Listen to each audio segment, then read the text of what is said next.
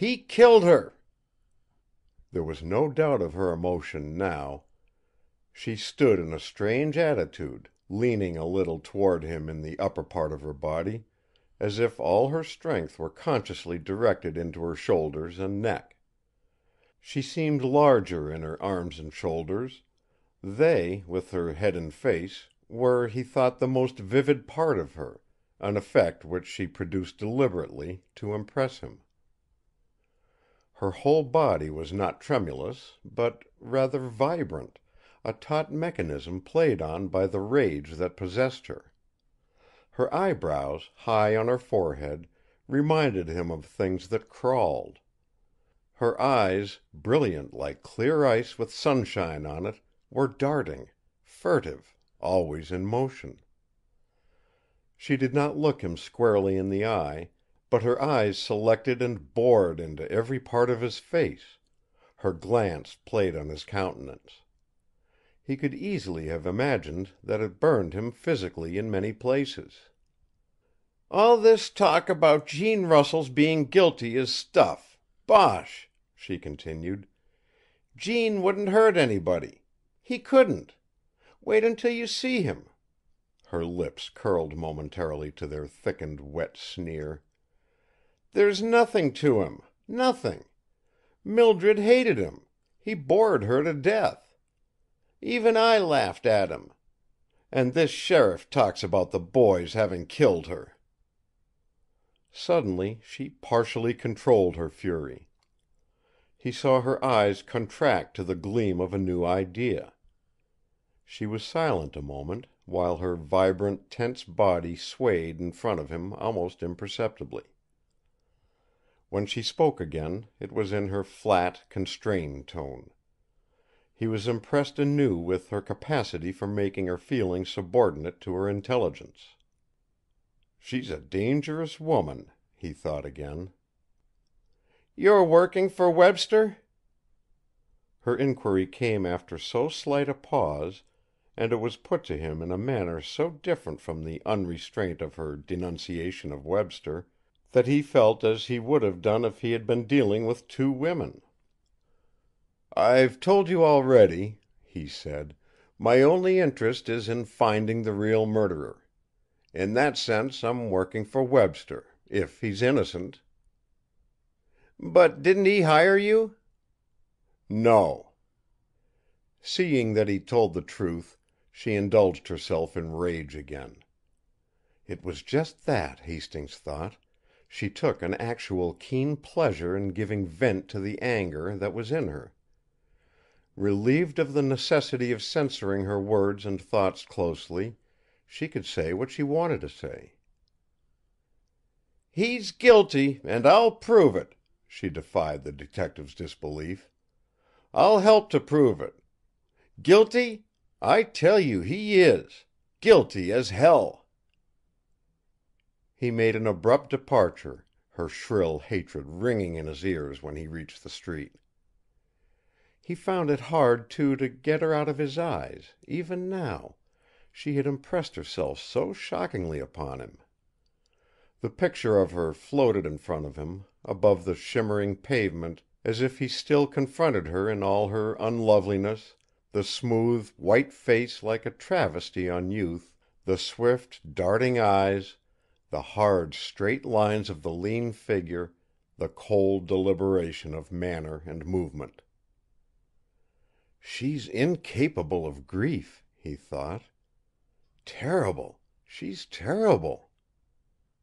Lally drove him to his apartment on 15th Street, where the largest of 3 rooms served him as a combination library and office.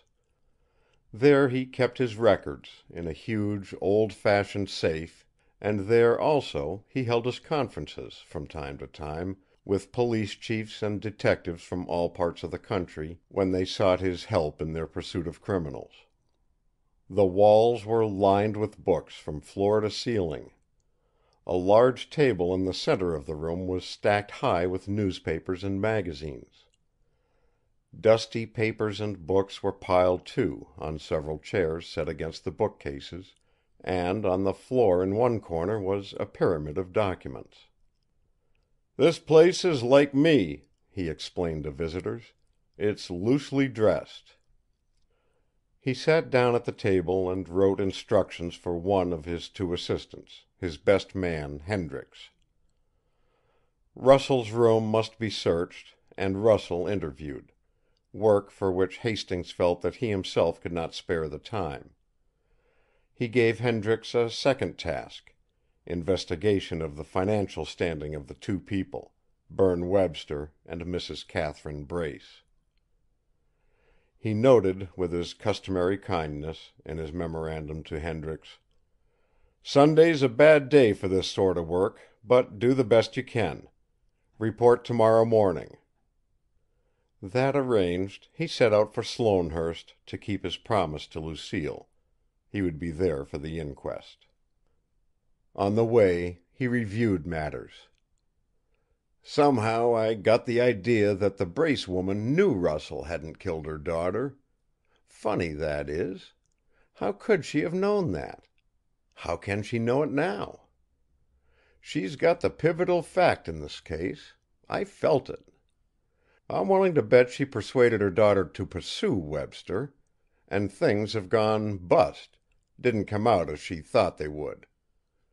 What was she after? Money? That's exactly it. Exactly. Her daughter could hold up Webster, and Webster could hold up the Sloanes after his marriage." He whistled softly. "If she can prove that Webster should have married her daughter, that he's in need of anything like $65,000, where does he get off? He gets off safely if the Brace woman ever sees fit to tell what? I couldn't guess if my whittling hand depended on it." He grimaced his repugnance. "What a woman! A mania for wickedness. Evil from head to foot, thoroughly. She wouldn't stick at murder if she thought it safe. She'd do anything, say anything. Every word she uttered this morning had been rehearsed in her mind, with gestures even. When I beat her, I beat this puzzle, that's sure." That he had to do with a puzzle he had no manner of doubt. The very circumstances surrounding the discovery of the girl's body, Arthur Sloane flashing on the light in his room at a time when his being awake was so unusual that it frightened his daughter, Judge Wilson stumbling over the dead woman, young Webster doing the same thing in the same instant, the light reaching out to them at the moment when they bent down to touch the thing which their feet had encountered. All that shouted mystery to his experienced mind. He thought of Webster's pronouncement. The thug, acting on the spur of the moment, with a blow in the dark and a getaway through the night. Here was reproduction of that in real life. Would people say that Webster had given himself away in advance? They might. And the weapon, what about that? It could have been manufactured in 10 minutes. Crown had said over the wire that Russell's nail file was missing. What if Webster's too were missing? He would see, although he expected to uncover no such thing. He came then to Lucille's astounding idea that her father must be protected, because he was nervous and, being nervous, might incur the enmity of the authorities. He could not take that seriously. And yet the most fruitful imagination in the world could fabricate no motive for Arthur Sloane's killing a young woman he had never seen. Only Webster and Russell could be saddled with motives. Webster's desperation, the savage determination to rid himself of the woman's pursuit. Russell's unreasoning jealousy. So far as facts went, the crime lay between those two, and he could not shake off the impression that Mrs. Brace, shrilly asserting Russell's innocence, had known that she spoke the absolute truth. End of chapter 6. Recording by Roger Moline.